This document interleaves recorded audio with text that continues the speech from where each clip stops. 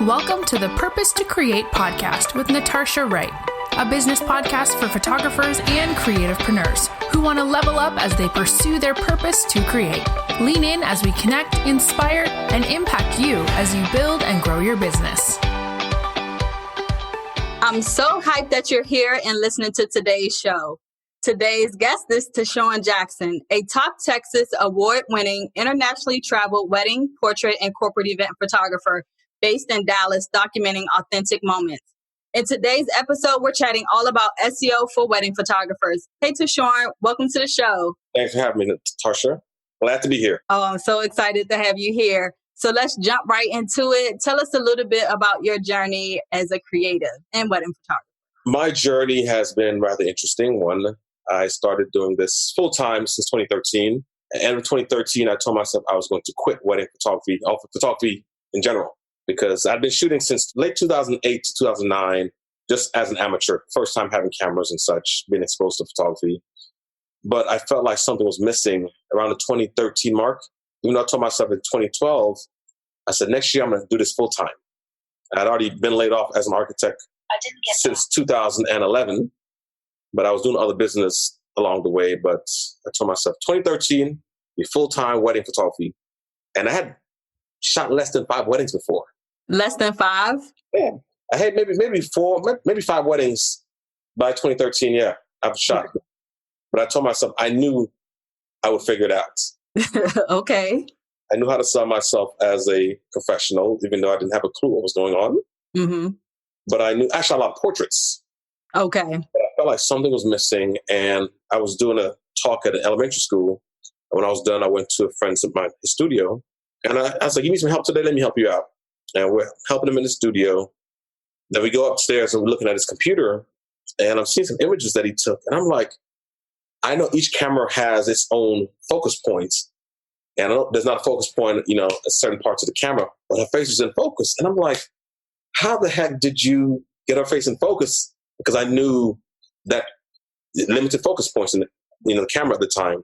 And he told me what he did. And I was like, I remember reading about it a couple years prior. And I think that's allowed me to think differently about photography. And I decided not to quit. Because I had planned on quitting. I was like, I'm going to go back to corporate America and I'm going to leave this photography thing alone because I felt like something was really missing from what I could do. So that was the one mile marker for me.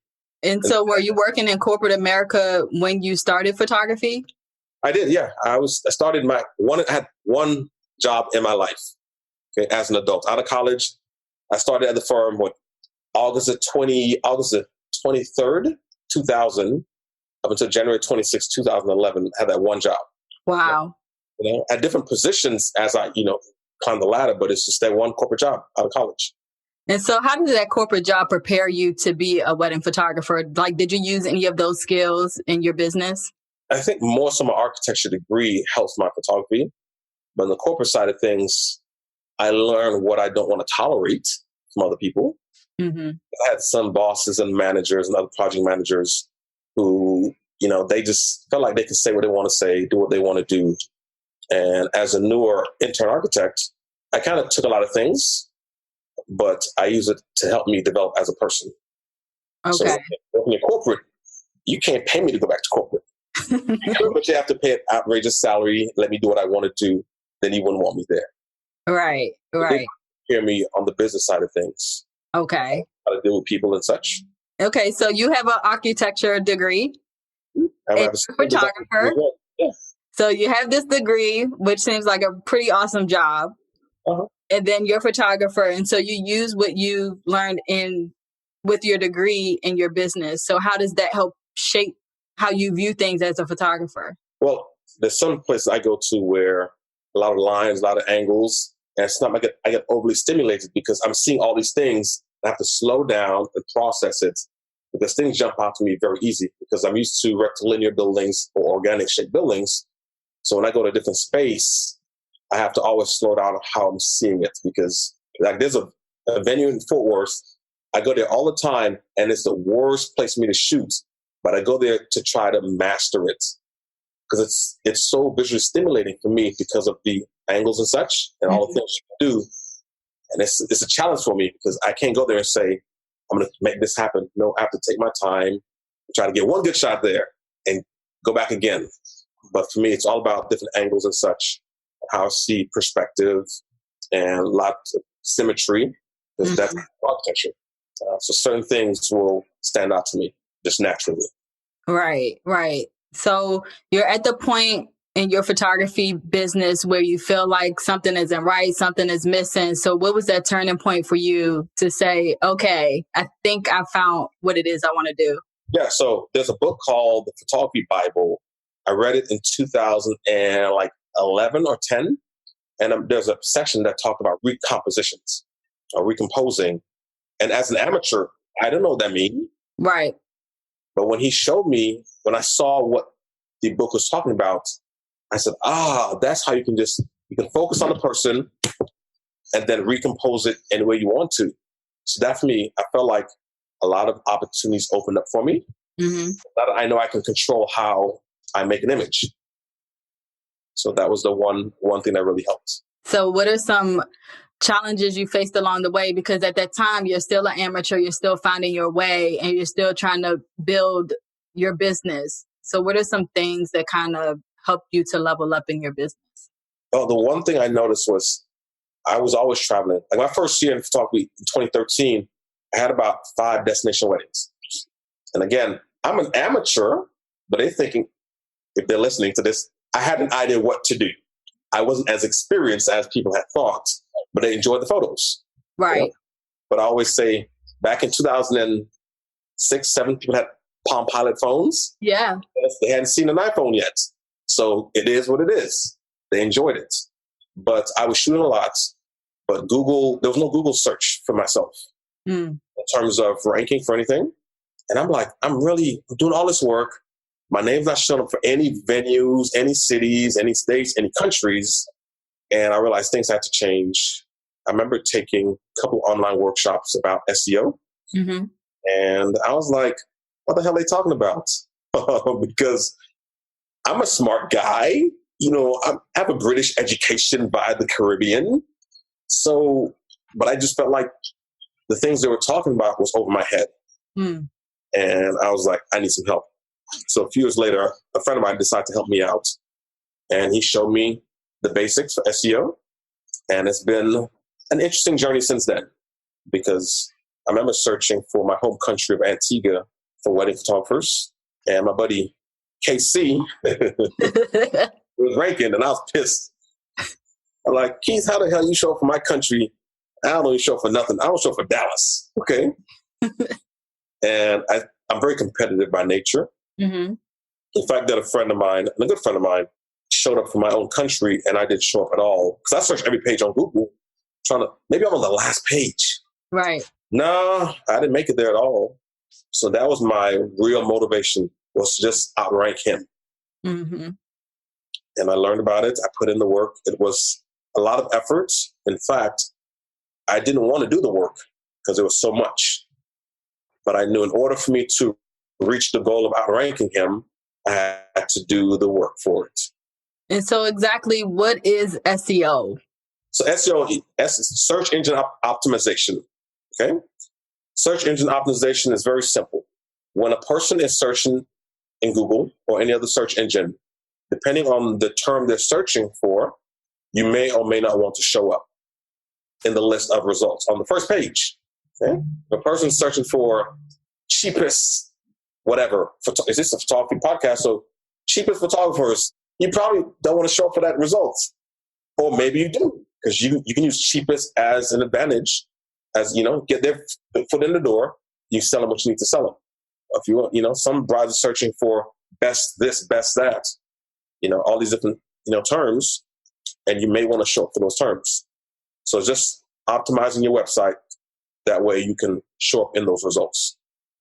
And on page 2 or page 3, who is not a winner and 3 nobody remembers. The only page that matters is number 1. Number 1, yes. And so what is, you mentioned that it was a lot of hard work and you didn't want to do the work, but in order to show up on page 1 and to just be visible online, period, you really do have to show up and do the work. And so what did that without giving away too much, of your secret sauce, what are kind of some of the basics of the type of work you had to put in? For one, I had to establish a business address, which I had one. It's just that it wasn't listed. Google wants to verify that you're a legit business and you have an address. And Google, they changed how to do things on a regular basis. So you have to always stay up to date with it. And I have an office box that I use for all my business mail. I have a couple businesses that I own, and they all have the same office box. It's not a PO box, but it is. And when I got my business listing, that was fine. So that was the first thing I had to do. Then I had to, you send off the code, you send off this stuff to Google, they send you back a code in the mail, you have to re-verify. Then you have to do, site mapping for your website. And I was like, this is a lot of crap. You have to, what's called like Google crawl your site. And again, these are things that I was new to. Right. So trying to understand the whys. I always like to know how do things work and why they work. So that that required work. Renaming images and renaming a lot of things and identifying what people are searching for, because last thing you want to do is do a lot of work and no one's searching for it. Right, exactly. It's kind of like you putting all the effort in and for what? Yeah. So you need to see. It's like a lot of people who do Facebook ads. I looked at some Facebook ads I did like 2.5 years ago. I have thousands of dollars I spent and never seen nothing from it because I was doing what I thought I knew how to do. No one ever taught me how to do it, but I was trying to use context clues and things that should be intuitive. No, it doesn't work that way. There's a system for it, just like SEO. They'll pay people to do things for them, and the person's just probably Googling and YouTubing how to do some things, and they wonder why they're not ranking. It's a system for it, and it's a duplicatable system. Okay, things change here and there, but it's about just paying attention and doing the work. Because I wanted to know what brides were searching for. And it's something I always tell any business owner who's on Facebook. Each person that's on your friends list should have their own dedicated category of list on Facebook. What do I mean? If I'm Facebook friends with a pastor, there's a Facebook list called pastors. If I'm Facebook friend with a pastor's wife, there's a list called pastors' wives. Okay? There's a photographer. There's a Facebook list called photographers. If they're troll and known troll, they're on the troll list. List, wedding planner list. Every list possible, I have people on. Natasha, you're on a list. Okay? So when I'm doing research, I make sure if I do a status, I'll hide the list from certain people. Right. Research for brides is one thing I notice. One thing I notice is that I see a lot of photographers will post, hey, if you have any friends that's engaged, tag them. And people will go fishing. Yeah.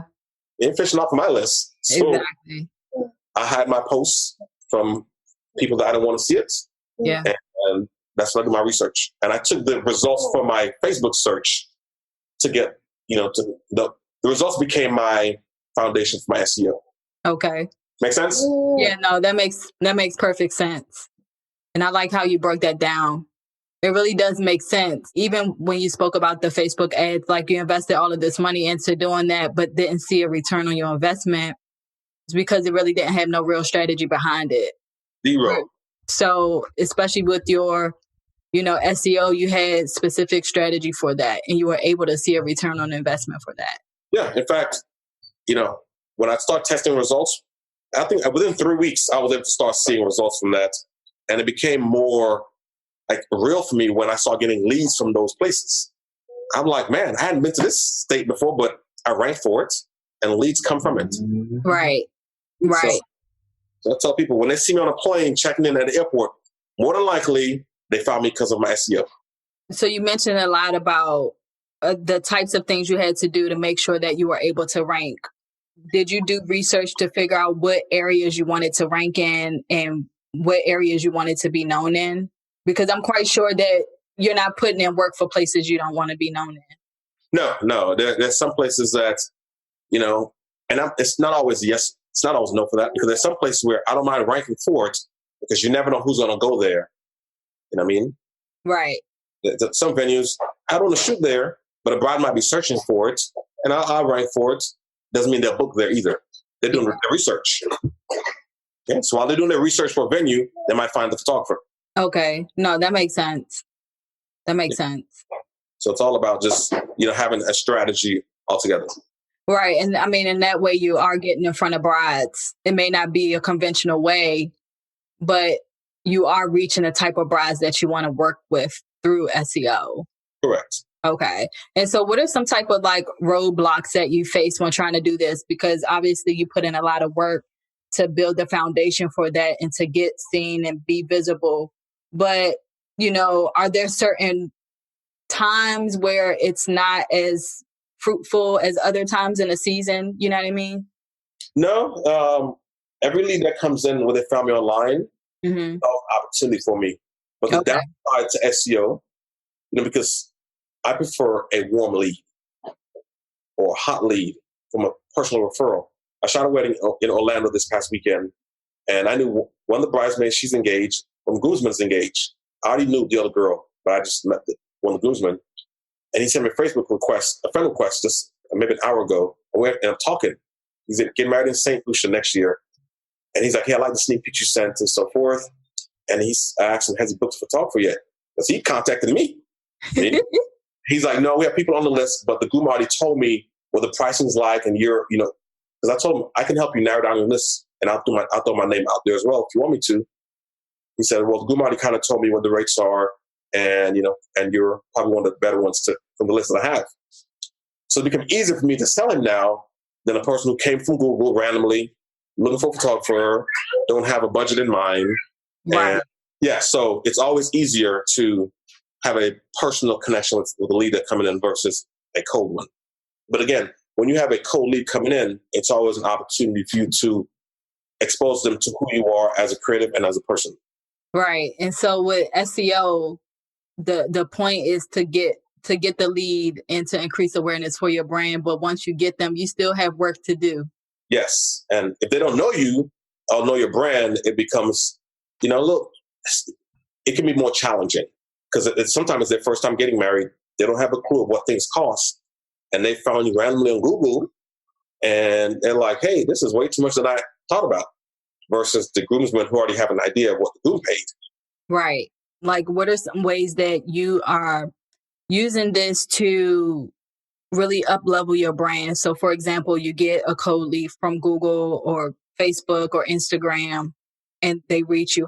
What's your booking rate once they find you online through SEO? Are these people that you have a success rate of booking them, or like what is that process like for you? Yeah, so last time I looked at it, I had about maybe a 40% booking rate from SEO, but there's still 40% of numbers I didn't have before. Right, exactly. Yeah, so it's like Facebook ads as well. It's you can have a lot of people come in, but you have to qualify them. Yes. Not everybody who comes into your store can afford what you're selling. I went to the Gucci store in LA last month, and I'm like, $4,000 for that hat or that purse? Dang. Okay. I'm in there, don't mean I want to buy them. I can spend money on it, but I don't want to. Yeah. Just like couples, they don't want to always spend money on it. So you still have to qualify them to make sure they are perfect fit for you. And so how are you qualifying these people once they find you through SEO? Well, I decided to update my website with some numbers, added some pricing on there, what they can expect and such. So it tells me if that form comes in, they should have already, read what numbers going to look like. So since I've done that, I'm at a 75% booking right now. Wow. So that really has made a difference when you qualify them, even through your website. Yeah, because those who, when they see numbers, they think, that's the top part. They doing everything for there. No, that's just, in betweenish. Okay. Right. They think, I'm going to get everything for that. No, maybe 4 or 5 years ago. Yeah. No, that's fair. Yeah. But it's giving them more because the thing is, there's nothing. I was looking for a car last month. I go to a dealership and I see these nice cars. There's no pricing on there. I'm like, I got to talk to somebody now. Like, give me some. Starts at here at least. Give me something. For me to talk to a salesman. Oh, let me check the price of this. Oh, he said, you have to go online now to look for the pricing. No, I don't have to do all that. Like, make it easier for me to make a decision. Right. And then so essentially that's what you've done with your future client base. You made it easy for them to book you by finding you online, becoming searchable by pre-qualifying them on your website and then giving them pretty much the information they're looking for, which is what are your prices, or at least what do you start at, so I can even know if I'm going to reach out to this person. Correct. Yeah. No, I like how you're able to use SEO to be able to really pretty much have the clients that you are looking for find you. And so that is a great way to be able to use SEO. So do you have any tips that you can share with someone's brand new to SEO, have no clue where to start? What would you tell yourself back then, knowing what you know now, some things about SEO that you would want people to know? I'll tell myself back then, take action as soon as you can. Because when I first realized the work I had to do, and I mentioned before, I didn't want to do it. And I kind of delayed it a little bit until I realized you have a goal. Don't delay. You already have the information that's presented to you. Do the work. I've given workshops before, and I taught SEO. And all the students, maybe one or two would do the work. And those who didn't do the work, they'll hit me up a year later. Hey, can I have an SEO question? No, you don't. I give you all the notes already. Look at your notes. A lot of people take workshops and they don't implement what they're being taught. Okay? It's very important that when someone shows you this stuff, you have to do it. I mean, and there's some who will overload you with information because they know you're not going to do it anyway. They take your money and know, hey, they're not going to do the work. But for me, if someone's doing SEO, teach them SEO. I want them to do the work. Right, exactly. Like, people are making it too easy for you to take their money from them, especially if they aren't going to do the work. I mean, that's the reason why they go to workshops, right? They come because they don't want to do the work. They want it to be a microwave solution. They want for people to come and tell them the secret to success, but you still have to do the work. Yeah, you definitely have to do the work, because for me, I want you to do the work and be successful because you become a disciple for me. You're a testimonial. You don't do the work. Someone asks you, how was the SEO class? There's a lot of information, but did it work? I don't know. I had done the work. You wasted a seat. Yeah. For somebody who actually wants to do the work, who actually wants to build a profitable business. Yeah. And what I've been seeing is that a lot of people don't have their business listing set up. Okay. From photographers to planners to videographers, it's crazy how many people don't have that basic thing set up. And I didn't have it set up either. So it's something that's consistently throughout the industry. Right. So one tip I would really give is google.com/business. Okay, or just Google business listing. Get your business listing set up. Even if you have to use your home address, I know you don't want anybody visiting your house. I've heard it all. I've said the same thing. But unless you have a real office, you can no longer use an office box. Google will penalize you. Ask them, how do I know that? How do you know that? Yeah, because I was penalized myself. And guess what? They don't send you any notice. Your account is suspended. You're no longer showing up for this. Okay? They don't send you any kind of anything. You have to just because I do the work on a regular. Right. Or not, maybe a month later. My account's been suspended. So I have to use my home address now to verify that my business is legit. Okay. Because the reason why they do that, for example, if I wanted to show up the first page of Google for Virginia wedding photographers, mm-hmm. if someone searches for that one term, I can never show up for that term unless my address was verified that I live or work in Virginia with a physical address. And I didn't realize that before because I was like, man, you have to have the physical address. Right. Okay. I can backdoor it now because I know people are probably wondering, if he's traveling all over the place, how is he ranking if he don't live there?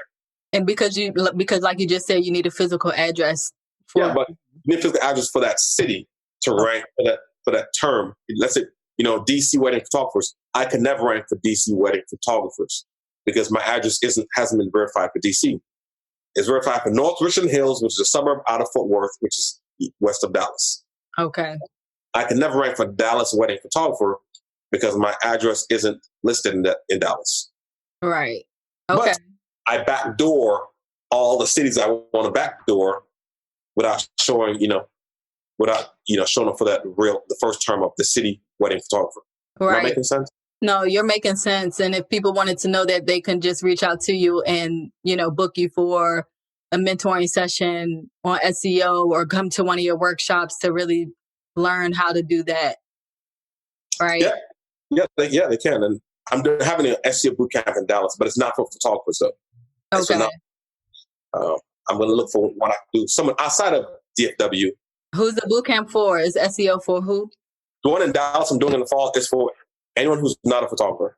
Okay. I mean, because I have other people besides photographers who listen. So it's on my Facebook wall, but you couldn't see it because you're on the photographer list. So you never got to saw that post.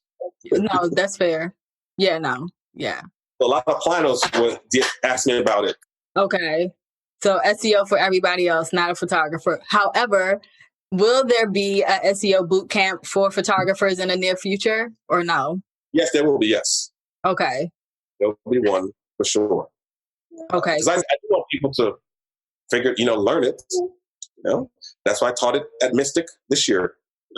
It's a lot of information. It's a lot. Is it a lot of work? Certainly. But does it pay off? If you do it right and consistently, yes, it pays off. So I attended Mystic and that's where I heard Tayshawn's topic on SEO. And it definitely is like solid, good information that you can really implement in your business right away if you really work it. But like you said, you have to do the work. So it's definitely worth it if you are trying to step your game up in SEO. That's definitely something I'd highly recommend you checking out. So while we're on the topic of conferences and workshop, you actually have a workshop coming up at the beginning of 2020. Can you talk a little bit about that?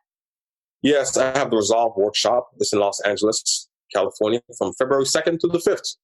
It's a photojournalism workshop for photographers who wants to make strong compositions, make images that resonate and are impactful. We want to change the way they see and approach photography, as well as wedding photography. We want to help them to develop as a better creative. The assignments are very challenging to do. It's not just a conference or workshop where you go to see a presenter and that's it. The coaches are there. They share how they approach photography. And then the second day, because it's all day thing, second day you're out on assignment doing some very challenging work. And the third day, because when you're done shooting the assignment, you hand in your SD card, unedited, and then they'll be critiqued the following day. Okay. Of your peers and your coaches. I was in LA last month, and I decided to do one of the assignments myself because I wanted to put myself as a student, and it was hard. For a second, I got nervous, like, can they do it? Because it was really challenging. Mm-hmm. And I was like, but I'm glad I felt that way because if it's too easy, there's no value there. Yeah, it's not going to be worth it. No. So when people are spending money, I want to make sure they walk away with a lot more than they paid for. Right. You want to challenge them to help them grow and be a better photographer. Yeah, because there's nothing worse than shooting. For me, there's so much information out there when it comes to photography. There's a workshop here, workshop there.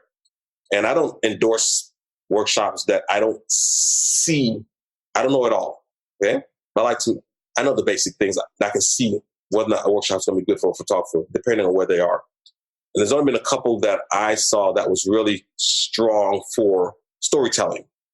Okay. Like you want to work on making impactful images. There's only one that I saw who did that outside of the coaches there who do their own. Right. But things are changing. There's more workshops out there. And it's cool to people to make money. But for me, I'd rather make no money knowing that I help somebody get better. Okay. And some of those challenges say, well, what about the business side of things? That's great. You should know business. SEO is part of business. Okay. But you want to be able to make images that people can say, I'm so happy this person documented my day. It wasn't just Pinterest friendly or nice portraits, because portraits must have my wedding day. You got to have portraits. If you have beautiful portraits, even better. But a portrait session is only a fraction of a wedding day. What about the rest of the content? Okay. So I want to focus on the rest of that content with the coaches. I have amazing coaches. Okay. If you go to the website, you'll see them on there. Some are in Europe and the others are in the US and Bahamas, and very experienced coaches. They will walk you through, guide you through their approach. And you walk away feeling like, damn, this is really tough, but I'm glad I came. And I have amazing sponsors. And we now have a new rate because of the sponsors that I have on board. Mm-hmm. It was $2,700. Now it's $1,950. So everyone, and the price is adjusted for those who paid ahead of time. Mm-hmm. That way, I hate to have two different rates. So now we have great opportunities for those who want to attend. And about a few spots left. But if you want a spot, be sure to go to the website and contact us. We can take care of you. And what's the website again? ResolveWorkshop.com. And guess what? Your hotel's fare and your food is included in the price. Oh, that's really dope. Yay. And the crowd goes, wow. No, that's an amazing price point. Mm-hmm. An invaluable experience as a photographer, especially if you're looking to level up and take your business to another level. So I think that I highly encourage, if you are looking for workshops to attend in 2020, Resolve Workshop is definitely one you should add to your list. If you're looking for honest critique and feedback, if you're looking to become a stronger photographer, this is the workshop you need to be at. Oh yeah, for sure. For sure. So before we wrap up, can you tell us how we can stay connected to you? Yes, you can find me by Instagram, Teshorn Jackson, TESHORN Jackson. Same as Twitter, Facebook as well. When you add me, I'll add you to the list automatically. To the photographer list. That's the only list you're getting on. Yeah, well, there's some people, they have lists like workshop lists and different cultural lists. I should do a screenshot of my entire list. Like, wow. But you're easy to find. Just search for my name. You can find me. If you have any questions about SEO, don't hesitate to reach out. I do a very, honest, free assessment of people's websites. And if you tell me, hey, I want to learn SEO, I'll say, send me a website. I'll tell you if you need it or not. Because sometimes people don't need it. There's a guy in Damien. He's in Aruba. He hit me up on Instagram. It's like, hey, I saw your SEO stuff for Mystic. Can I pay you? I said, give me a website. I did all the code searching for a site. I was like, bro, you good. You don't need nothing. Okay? Make your money and just make it happen. Oh, that's dope. That's real dope. So again, if you are looking to step your SEO game up, make sure you hit up Teshorn and get on the list, get on his newsletter list, go to Resolve Workshop, make sure that you stay connected, but more importantly, make sure you do the work. That's right. Do the work. Like Chip says, get done. GSD. GSD for my man Chip. All right. Until next time, I will talk to you guys later. Thank you for listening to the Purpose to Create podcast. Share, like, comment, or review this episode. Check out the show notes at www.purposetocreatepodcast.com and connect with us online at Purpose to Create.